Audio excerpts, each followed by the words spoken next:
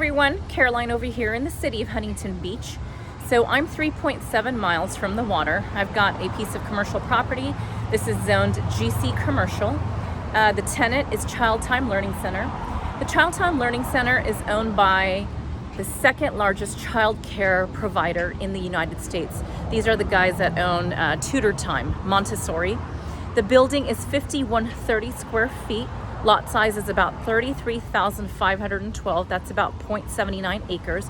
Cross streets over here, Yorktown and Brookhurst. Let's start by taking a tour of this property.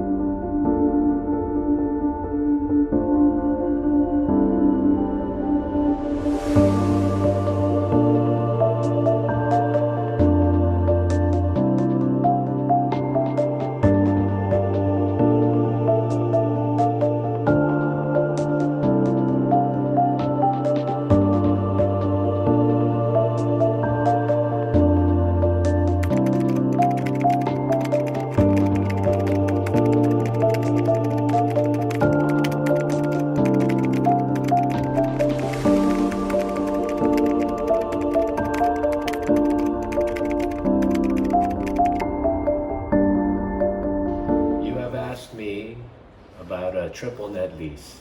There are basically two types of leases. There's a gross lease and there's a net lease, and a lot of things in between.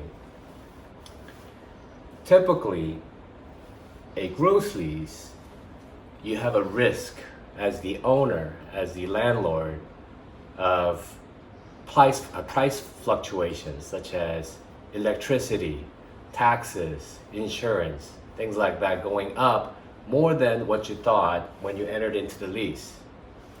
In a net lease, you have less of a risk because all of those costs are passed on to the tenant, who has to pay for it one way or the other, whether it's as a part of the rent and then the landlord takes all that money and pays it, or they pay it directly, like electricity, for example.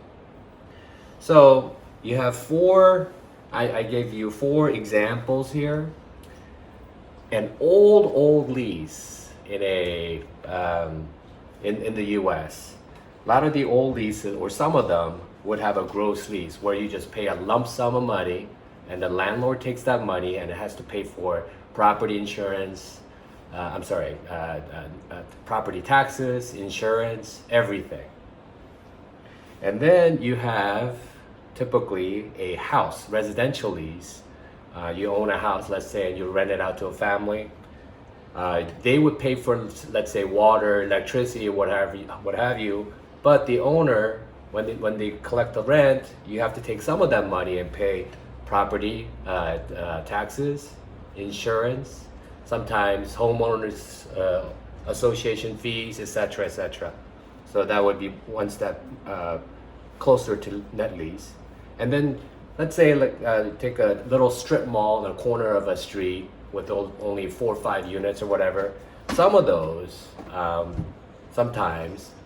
some of those leases may be closer to gross than an absolute net, or net, NNN, triple net. That's why it's called triple net lease, which would be at the end of the spectrum, where maybe just the property insurance would be paid by the owner, or maybe just the property taxes would be paid by the owner. And then you move into even more net, single tenant commercial, for example. You have a piece of land, only one building, one tenant, let's say a drive-through McDonald's, where McDonald's as a tenant would pay for everything.